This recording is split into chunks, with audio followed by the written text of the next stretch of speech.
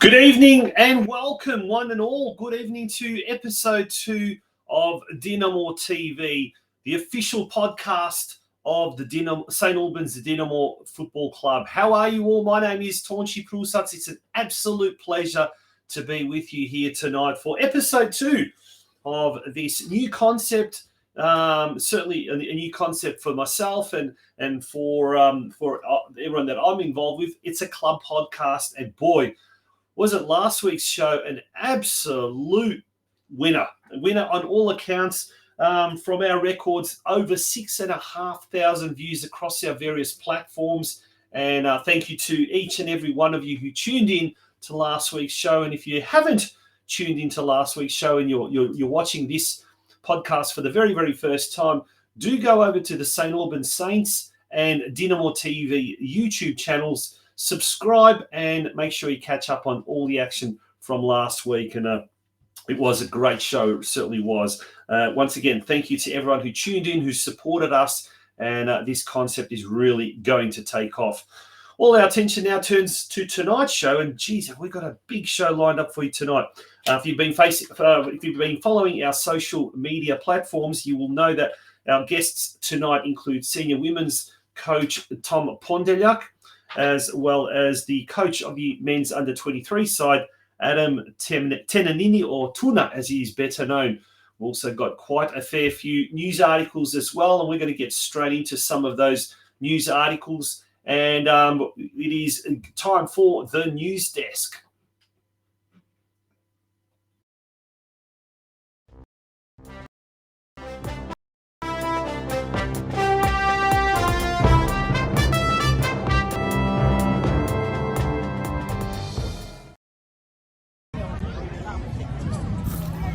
Last Sunday afternoon, an estimated 60,000 people descended upon Alfreda Street right in the heart of St Albans for the annual Lunar Chinese New Year festival, an event that has come to truly reflect the multicultural composition of our western suburbs.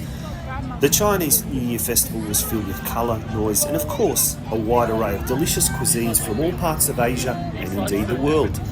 Alfreda Street was once renowned as a true melting point of European cultures, and our own Croatian community and culture was heavily represented back in the 70s and 80s. Who can forget the days of the iconic Crystal Records, Slavonia Butchers, Shop and Shop Accountants, the Crow Travel Agency and Josip Chuk's Real Estate Agency, as well as other Croatian-owned businesses over the years. Apart from the commercial element, Alfreda Street was also a well-known meeting point for the first generation of Croatians in Australia, providing a true home-away-from-home experience, at least in the social sense. Last Sunday, the Croatian culture and cuisine made a triumphant return to the popular shopping strip, courtesy of the very popular St Albans Dinamo Football Club's food stand. Manned by club members who are now second and third generation Australians, the stand proved immensely popular with the hungry crowd, and before too long, all the cevapi had sold out. Amongst those working hard to keep the many bellies of the festival attendees satisfied was Dinamo Club President Ilija Dragicic. This is what he had to say after last Sunday's event. Our first Lunar Festival brought a unique and wonderful engagement between our club and the St Albans community. It was an amazing turnout of over 60,000 and a fantastic group effort by the Dinamo committee to bring our Croatian cevapis to the wider St Albans community, said Club President Dragicic. We leave you with the sights and sounds of what was a truly wonderful Lunar Chinese New Year festival last Sunday in Alfreda Street.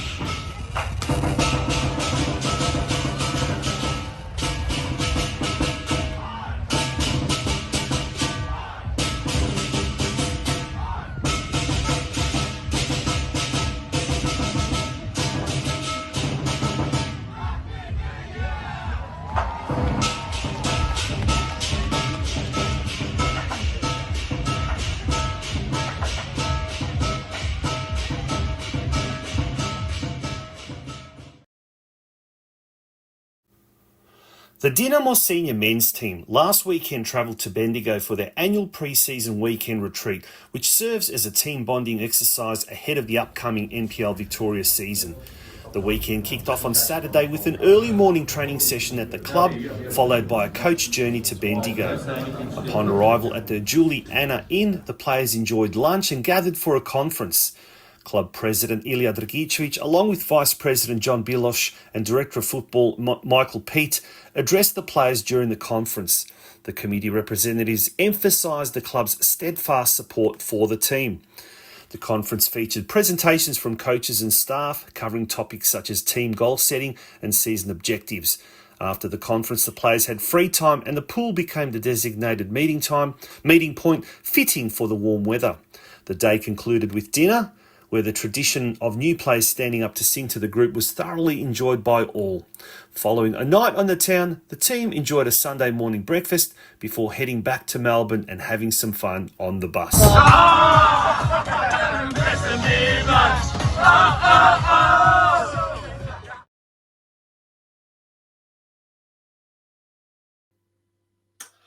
Welcome back to DinamoTV. It is our second episode, and it's a fantastic concept. I'm having an absolute ball bringing you each week all the latest news and views regarding our great club. But today it's time for our next guest, and we're going to be talking to the coach of the men's under-23s team, Adam TENNENINI, who's better known as Tuna. Tuna, welcome to DinamoTV. It's an absolute pleasure to have you on the board, and what a lovely backdrop you've got there in the background.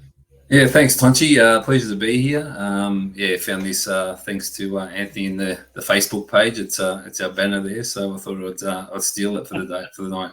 It's not stealing, it's borrowing, isn't it? But no, it's fantastic, mate. Let's get the ball rolling. You're the coach of the under-23s. Last year was the under-21s. Let's first of all talk about that, because you were involved with the 21s last year, and this year, the reserve comp is known as the under-23s comp. Mate, in your eyes, is it a good thing or is it a bad thing that Football Victoria are going? And why was it changed to 23s? Look, I think the reason for it, from what I've read, is that now aligns to all national competitions at that level. I don't see it as a massive change, Tonchi. If anything, I think my squad's got younger now from going from 21s to 23s. So the concept itself, I'm not sure whether it's beneficial. I guess we'll see as the season progresses. But if you had to ask me if it's changed anything, it definitely hasn't. And like I said, if anything, we've actually got younger in our average age than we were last season. So interesting concept, and we'll see how it progresses through the season. Yeah, no, and I'm sure everyone will have their different views and opinions on that, but I guess it's good to know kind of a background as to the reasons for it. But look, I always say there's with every change there's an opportunity as well, and this provides a great opportunity for a lot of the young fellas. Let's talk about the squad. How is the squad coming along? And I think at the Crow Cup recently, you told me that five of last year's under-21s have been stepping up to the seniors. That's a great sign in itself. But let's talk about the squad that's slowly coming together for this season. Yeah, I think look, if we strip it back to the start of last season, we had a lot of turnover. The squad, I think, finished in bottom position in 2022. So we sort of had to revolutionise the squad a little bit and freshen it up. So I think we retained one or two players from that previous season, and the rest of the squad was made up of my under-18s from that season, and also an injection of some new talent that we brought to the club. So it was a matter of working from the ground up in 2023, and the season could be viewed as a mini success. We just missed out on the finals. We finished 7th. But I think the most pleasing thing for me was the fact that we gave opportunity to, I think it was 10 under-18 players throughout the season, one under-16 player, and 5 of the under-21s boys either trained or got minutes in the senior squad. So, look, that was the most pleasing aspect for me coming out of when we reviewed it at the end of last season. Looking ahead, you're right. Those boys that I mentioned that did play senior football last season from the 21s are now on now being given an opportunity with the senior squad. Can you name those guys? Let's give them a bit of a plug to, and you know, sort of a reward for doing so well. Can you name them off the top of your head? Here's a bit of a quiz. Yeah, of course I can. There's Nick DeBono, Johnny Maglaris, Luka Jabrea, and Anton Bilic that are training with the squad full time at the moment.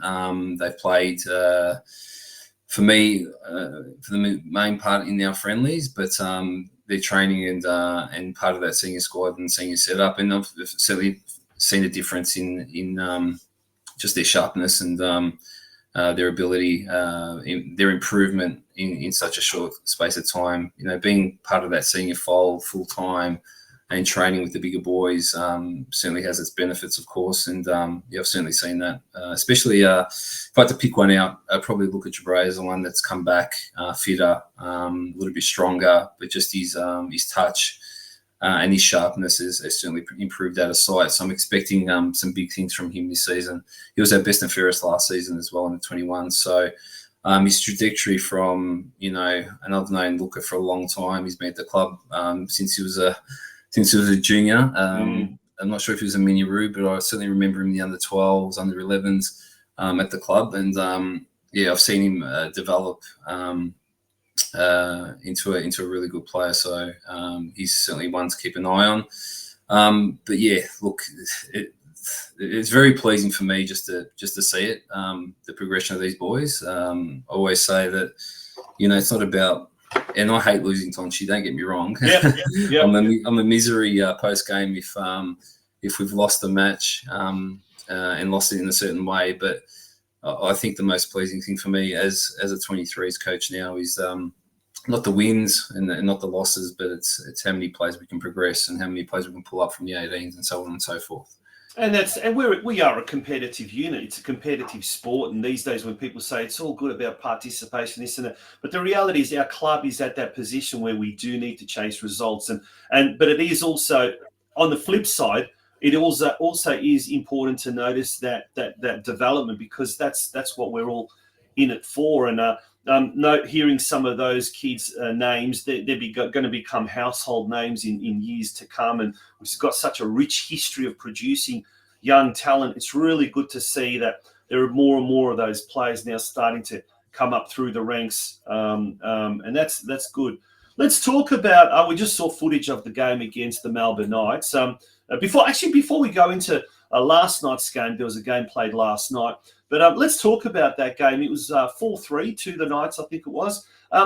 Now, looking at the result, is that one of those things you just weren't happy with? Or overall, things are starting to fall into place? Because it seemed to me like last night it did fall into place. But let's talk about the game against the Knights. What were your immediate thoughts about the game itself, putting the result aside, I suppose? Yeah, so the Knights game was played, was it a week and a half ago now? Yeah.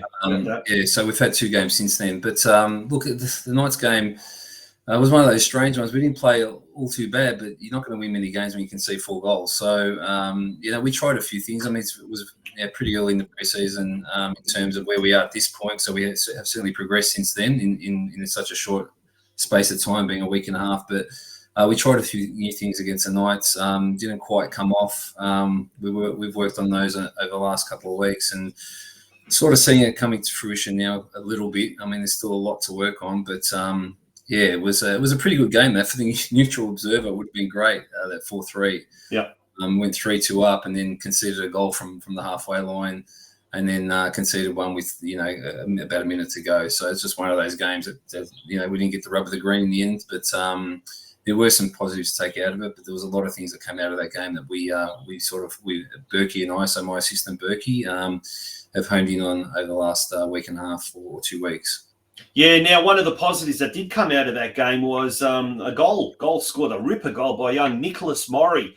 And no, I'm told it's not. He's not related to the famous Frogger Murray of NSL yesteryear. But do tell us a little bit about him, because he actually comes from out of town, from Shepparton, I believe. Yeah, well, it's the first question I asked his dad, Ivan, when I first met him, was any relation to Frogger?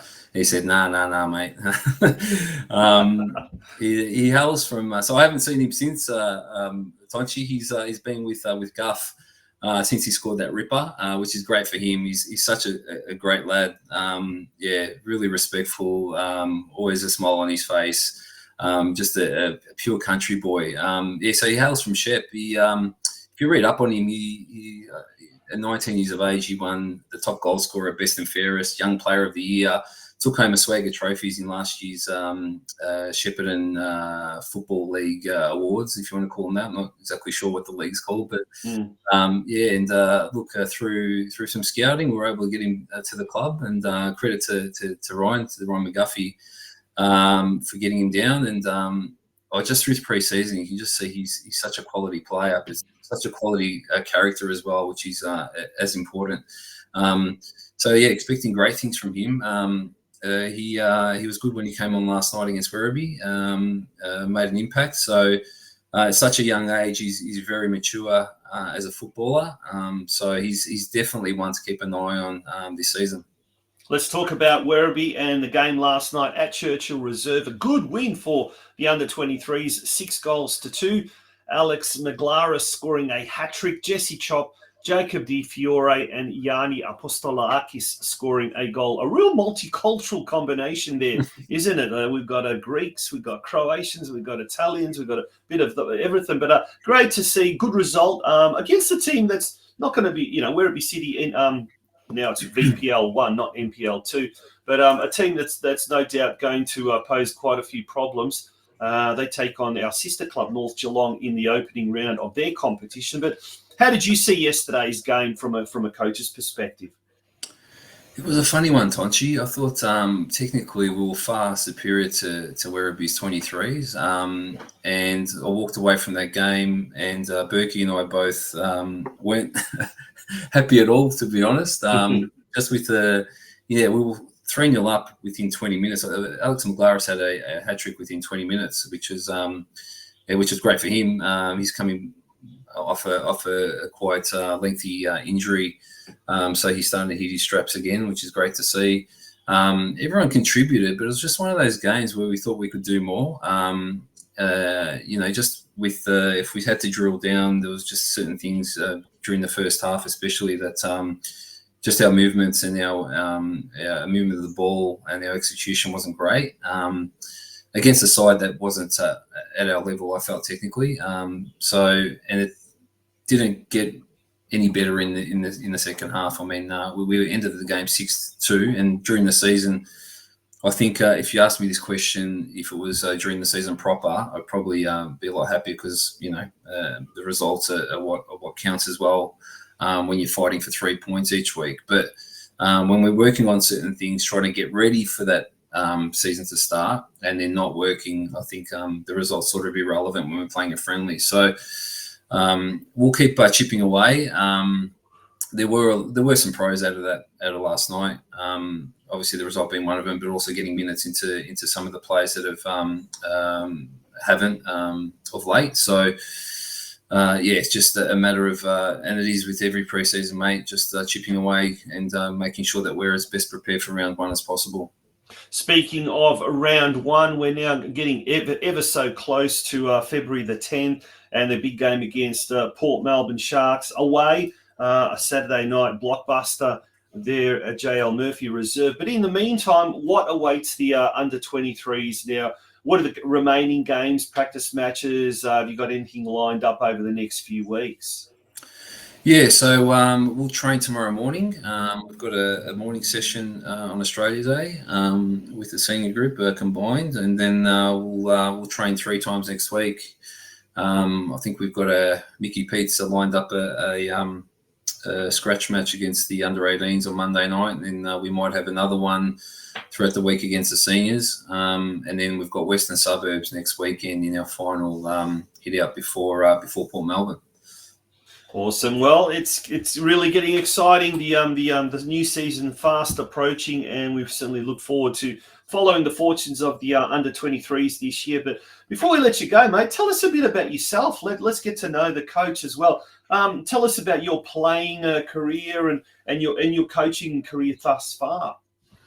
Yeah. How long we got, Tonchi? Oh, mate, plenty of time. No, look, I played in the state leagues throughout my whole career, namely at Brimbank, where I have a history there because my grandfather's a founding member. Then moved to Avondale for a really short time and ended up at a club called Essendon United, which was born out of a group of mates that were just sick of and tired of club politics. So it was a quite young committee of 20-year-olds back then, and I ended up staying there for 13 seasons, I think, by the end, and ended up finishing up after finishing playing seniors at about 35. I played the last few years as a reserves player coach just to start my coaching. Did my C license and B license and all that sort of stuff, and ended up at Dinamo in 2020, just pre-COVID, so that first COVID year. And I've been at the club ever since, mate. Under 18s, just before taking the 21s, and now the 23s. And yeah, look, I'm really enjoying my time at Dinamo. I mean, I guess from a non-Croatian background, I must say that I really respect and appreciate the closeness and community that the Croatian people have. I mean, we've only got the Adriatic support separating us, right? So Yeah, I feel pretty. right. I feel pretty close, but you know, but in saying that, as close as the Croatian community is, they're certainly open to people from the outside as well. So I think that's really important. A lot of hard work goes into what we do at Dinamo. You know, you see people running around constantly trying to get things done. It's a pretty well-run operation, I think. I mean, there's improvement everywhere, right? And the club's always striving to improve. And I think since Ilya's come on, and with Mickey Pete and great support to me is also Jason Sherry in the senior part of things. But I'm really enjoying it. Long may it continue, because it's a really good club to be at, and when it's thriving and when there's success on the park, having been an observer from the outside when, during those NPL2 championships and all that sort of stuff, the buzz around the place is unbelievable. So, hearing Marko talk last week about Tawny is, I can just imagine what it's going to be like coming around that time. So that's something for the club to look forward to as well. Absolutely. And speaking of last week's episode, folks, if you haven't seen the first episode, go to our St Albans Saints and DinamoTV YouTube channels, and you can catch up on everything that you missed in the inaugural episode. And in the inaugural episode, we had our football ops manager, Jason Zeri, who also is not of Croatian background, of proud Maltese background, and he's been at the club for 10 years. So, mate, you're staying put for at least another 7 years. You're not going anywhere. No, if they'll put up with me, mate, it's a question for Mickey Pete when you get him on, whether they'll put up with me. And look, I'll be too scared to get Mickey Pete on the show. We might have to extend the program to a 2-hour show if we get him on the. But cheerio. And look, it's been the other thing too, Tonchi, I wanted to touch on is that from a senior perspective, having Guff and Donners at the club and Berkey and I. It's been really good in terms of the connection between the seniors and the 23s, which I think is really important. It's not just because I'm 23s coach saying that there's got to be a connection between the seniors, but you don't see it at a lot of clubs. So we're forever talking on our WhatsApp and bantering in our change room, and we're very connected. And I think Jason's just a linchpin. As much as he's the brunt of most of our jokes. He's being serious for a minute. He's very important to what we do. And then you got Mickey Pete as the director of football as well, who's overseeing everything. So it's quite good to have that relationship with people that you work with, because I think that's really important as we move forward. Yeah, absolutely, mate. Thank you very much for joining us on DinamoTV. We look forward to having you on a regular basis, or certainly showcasing the young talent that we have got at the club throughout the season. Good luck for the rest of the pre-season, and certainly for that big round one clash against Port Melbourne Sharks in a couple of weeks' time. Thanks, Tonchi. Pleasure to be here. Yes, and whenever you want me on, mate, happy to jump on. And it would be remiss of me not to finish with Miss More Dinamo. Exactly, the hashtag. Yeah. All right, mate. You take care. All the very best. Adam TENNENINI, Tuna, as he's known around the club, a very, very popular man indeed. Folks, when we return, we're going to be speaking to all the focus now shifts to the girls, to the women's, the senior women's, that is, and we'll be speaking to the head coach of the senior women's team, Tom PONDELJAK, after this very, very short break. But in the meantime, it's all there. If you haven't already, go over to DinamoTV and subscribe on our YouTube channel. We've also got a St Albans Saints YouTube channel, which we've now just resuscitated after several years of being in activity. So a lot going at the club as far as on the field, off the field, in our social media department as well. There's an entire team behind the scenes working on that. So hopefully you can really, really appreciate what is going on down here at Churchill Reserve. But we're going to be taking a short break. And as I said, when we return, we'll be speaking to Tom PONDELJAK, the coach of the women's team. Don't go away.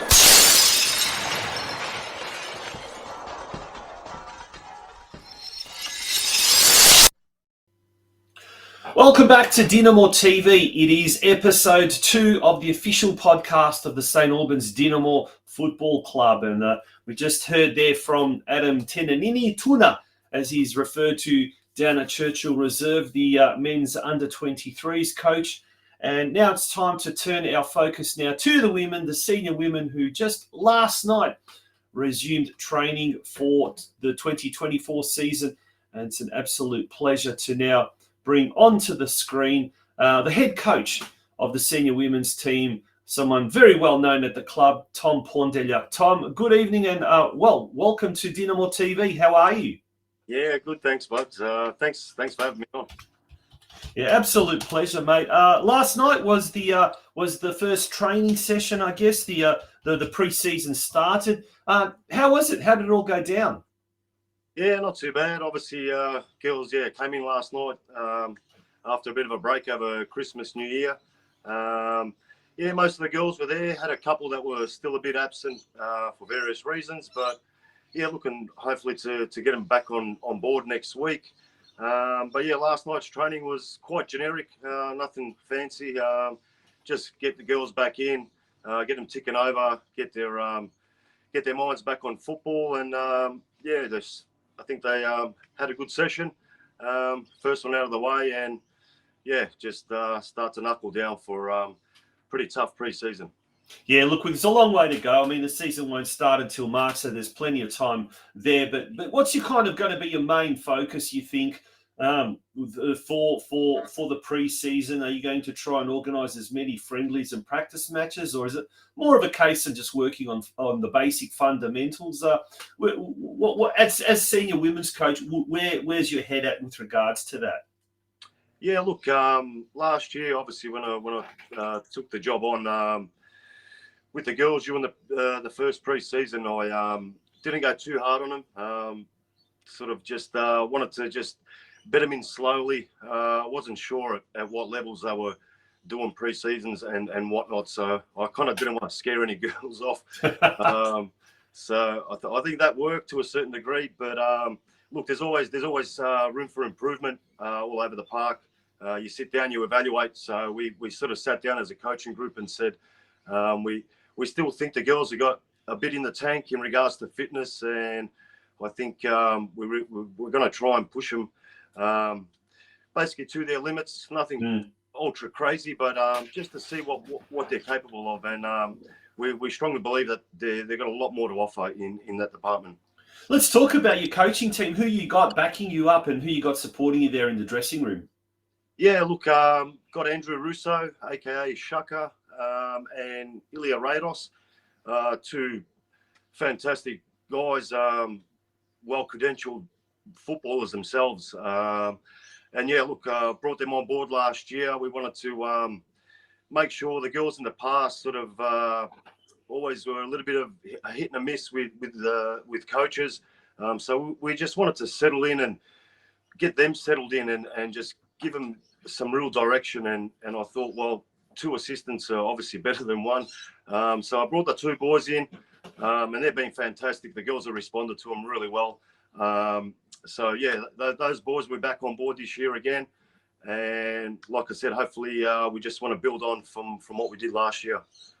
Yeah, so if speaking on last year's performance, let's have a look at the final standings. So we were in State League 2 in the Northwest Division, finished in a very respectable fourth position, I guess, in a 10-team competition. Avondale, Ballarat City and Fawkner finishing ahead of us last year. Tell us, mate, I mean, like the results sort of speak quite positively, I guess, in the overall scheme of things. But how did you see season 2023, and what were some of the highlights, I guess, and maybe even some of the lowlights of last year? Yeah, look, obviously the girls done fantastic last year in comparison to the previous season, where they I think they finished third last. Like I said, I think that a big bearing around that was the fact that they never had a stable coach in place, and it made it really tough for them. But look, they yeah, like I said, they finished third last, and I kind of set out to say that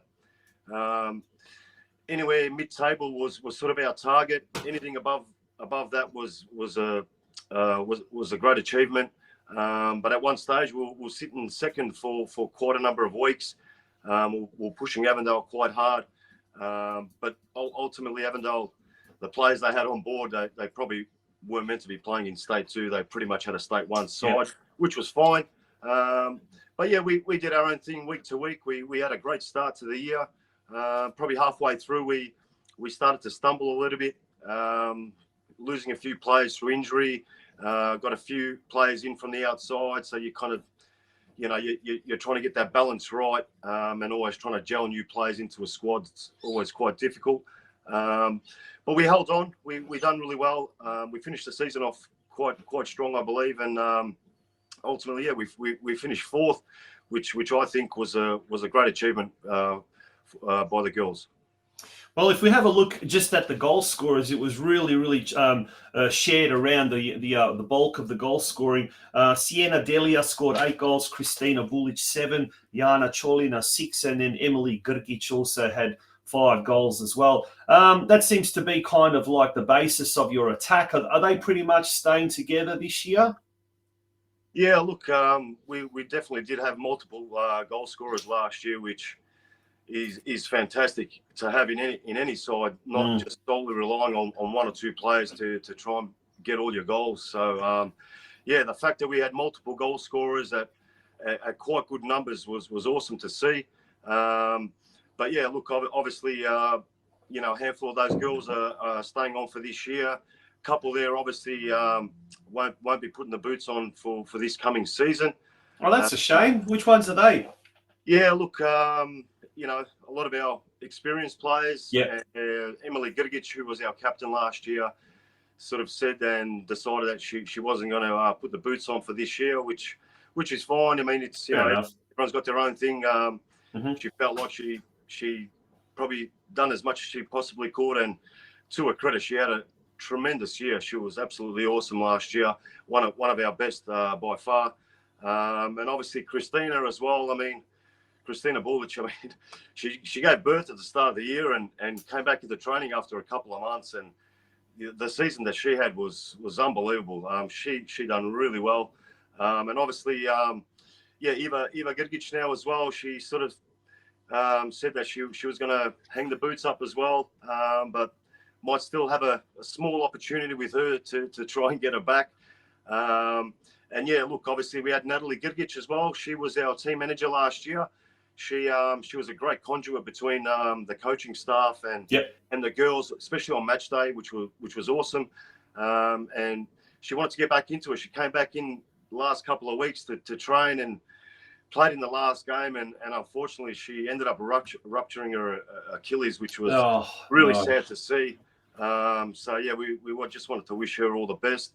And also Amelia Bulic. I called upon her halfway through the year and just asked her to help us out because our keeper had broken a finger, and then by the time she recovered, she went overseas for about 5-6 weeks. So we had a big gap. We had a couple of girls, put the gloves on in between the sticks. Lana Movrick was fantastic, and while doing that, she actually broke a bone in her finger as well. So she had a bit of a hit and miss season as well, which was unfortunate. But Amelia came on board. She was so happy to help, and she's done a fantastic job for us. Just to fill that hole in for the rest of the year. And I just wanted to say, like, on behalf of myself and obviously Shaka and Ilya, we just really appreciate what the girls did, especially the girls that are retiring, what they've done for the club and for the women's team at Dinamo. They've been there since they were kids, and like I said, it's going to be difficult to replace that sort of quality and talent. But look, we'll do our best to do so. We'll give it a crack, and hopefully we can come close to trying to replicate something like that. Mate, well, you've just reeled off a whole host of names and real famous names at the club, and it's great to see a lot of the ladies getting involved. And look, I guess this year we've got the tournament, obviously something to looking forward to that we're going to be hosting. We've got DinamoTV as well. We've got a platform now to really publicise a lot of the games for the senior women's and the senior men's, obviously. Hopefully that might see over the next few weeks an avalanche of returning and new players wanting to pull on the boots, and that would be great, wouldn't it? Yeah, look, you never know. We'll definitely have the girls signed up, just in case they want to put the boots on come the end of the year for the tourney. But yeah, I mean, the doors. I've always said to the girls that the door's always open if they ever decide that they want to come back in and just even to train with the squad. I just think that their quality and experience is so valuable to the team, especially with the younger girls in the squad. They really look up to them, and like I said, they'll be sorely missed. But yeah, like always, like I said, the door's always open for them to ever decide to want to come back in and have a bit of training or want to play in a couple of games. So leave that door wide open for them if they do decide to want to come back. But yeah, hopefully it's going to be a good year for us, and we can really cap it off like we did last year with the winning the tournament over there in Adelaide, which was a fantastic result for the girls. Yeah, and look, speaking of the competition, obviously it's hard to say because I guess Football Victoria is still trying to sift through the various divisions and the makeup of the competitions. But and the women's competition has been restructured a fair bit in recent years, which has allowed a lot of the clubs to go up and jump a couple of divisions and what you're not.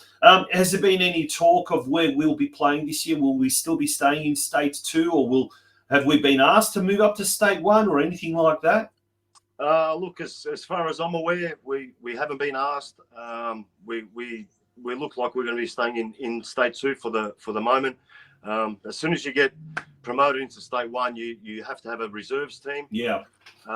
So that might make things a little bit difficult if we were to have to do that. But in saying that, we're quite comfortable where we are. Yep. I think another year in State 2 where we are will do us a world of good, and hopefully, like I said, we can continue to build for what we created from last year, and hopefully get bigger and stronger, possibly for possible promotion. I mean, we never rule it out. So we'll just we'll see how we go. We'll play week by week, and we'll just give it the best opportunity we possibly can. Yeah, speaking long-term, speaking promotion, I guess, and all of those things, as you said, we do need a reserves team if we're going to go State 1 or higher.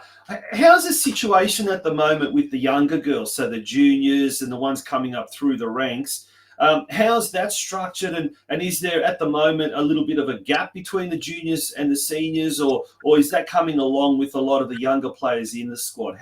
How we are looking overall going forward? Yeah, look, I think from what I know, our junior girls, we've got a fair few teams there, which is awesome. They're getting involved, but we do have a bit of a gap between our senior women and our next junior girls. They'll be on the 15s this coming season. Mm-hmm. And I did ask Stan Kvesic, who's going to be the coach of the 15s girls, just before Christmas with our sort of last training session before our break. And I asked him if he didn't mind bringing in about 3 or 4 of his girls just to mix it in with our senior women, just to give them a bit of a taste senior football, just so they can see what it's about. And the girls, yeah, they came in. There was 4 of them, and they're absolutely awesome. And I really think they enjoyed the experience. And I said to Stan, I'll be probably looking to do that quite a few times this year. Just bringing in maybe 1 or 2 of the girls from the 15s and just give them a bit of a taste, just more so sort of a training and just to give them a feel for senior football. And I think that's just a massive benefit for the girls. Yeah, I think it'll elevate them mentally and put them in a good frame of mind. And like I said, just to give them an opportunity, just to see what it's all about. Mate, what I'm hearing, and I'm sure everyone else that's listening to this show is hearing, is that there are real great opportunities at Dinamo for young girls, whether they're, looking at playing eventually NPLW or VPLW or something like that and moving to the next level, or if they're just wanting to play socially. We really cater for all elements at the moment, and there's ample room for growth and ample opportunities for them to be able to get into women's football at all levels. Yeah, definitely. Like I said, we're always open to bringing girls in to have a look at them. Like I said, I think we've been quite blessed with a lot of our junior girls have come through and played and are playing still in our senior women's team, which is fantastic. I don't think there are many clubs out there that can boast about that, but we're one club that can. And like I said, we've had a bit of a history there where we were brought in through our young girls have come through, homebred, so to speak, and come through and played in our senior women's team. So, like you said, Tonch, there's opportunities there for girls. Yeah. We're always looking. I'm always here to give any girl an opportunity. Ultimately, if they're good enough and I think there's potential there, I'll definitely stick with them and want to work with them and try and promote them the best way possible. Yeah. Oh, that's awesome, mate. That really, really is great to hear. Let's talk about yourself, actually. Like you've played at the highest level in this country, so you know what it takes to get to the top. Tell us a little bit about. Well, we obviously know your playing career, but how did you now get into coaching after you've stopped playing at A-League level? How did you? Was that something you always wanted to do, or was it just something you stumbled by mistake? Yeah, look. Obviously, when you're playing and you're a player, you're not really thinking about coaching at any sort of level. I mean, some players probably do, but that was the last thing on my mind. I always got asked, do you plan on coaching in the future and whatever? And I honestly never really had any interest. But I always said if I was to come back and apply myself into a coaching role, it'd probably be more at junior level with kids. Just to try and give them an opportunity and a side that we as kids never really had, just in regards to experienced coaches and whatnot. So I felt like if I was going to do anything to give back something to the sport that gave me so much, I always said I'll come back, and I did. I came back to Dinamo and started coaching the under 12s boys there, which was, 6 years ago now or 7 years ago, whatever it was. Went through with them for a number of years. Obviously then COVID hit and just threw everything out of whack. Came out after that. Wasn't interested in coaching really too much. I kind of lost it a little bit there in regards to having the will to want to coach. Yeah. And then I've always kept an eye on our senior women over the years. And I always thought that they had a lot of potential.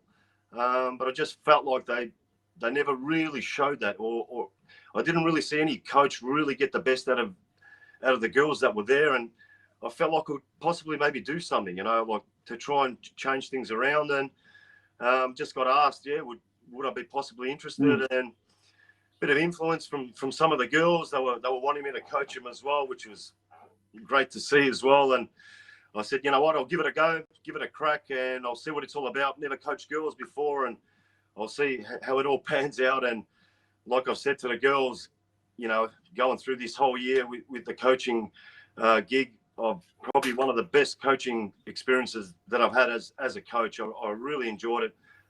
Girls are awesome. They're so receptive. They listen. Yeah, they take on board. I've heard that many times. Honestly, they do. They listen to literally every. Sometimes they take something a bit too literal, but on the grander scale, they listen, they take everything on board, and they try and execute everything you tell them, which makes your life, I mean, my life so much easier in a coaching aspect. So it's been fantastic. Thoroughly enjoyed it. Yep. And that's why I jumped on board again this year, and we'll give it another go.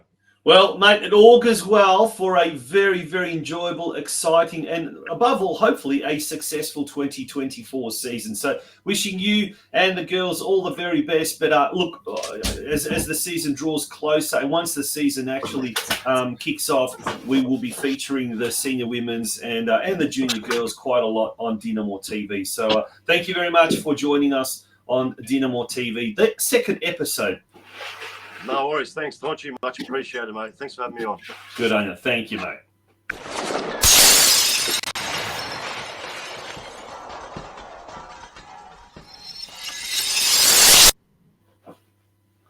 Well, that brings us now to the end of our second episode of DinamoTV. But before we do go, do you have a small business and you'd want your brand to get out to the entire Dinamo family? Well, here's an idea. Why not advertise your business on our all-new DinamoTV podcast platform? If you'd like more information or you are interested in advertising on DinamoTV, send the club an email. It's right down the bottom, stalbanssaints@gmail.com. That's stalbanssaints@gmail.com. Folks, thank you very much for being a part of this week's show. We really, really appreciated it. Next week, we will be focusing on the NPL boys juniors ahead of their season starting, well, Sunday week. It's all getting closer and closer to the start of the 2024 season. Do share this. Pass the news around that DinamoTV is here and DinamoTV is here to stay. Folks, good night. Thank you very much. And remember, #Mismo Dinamo. Good night.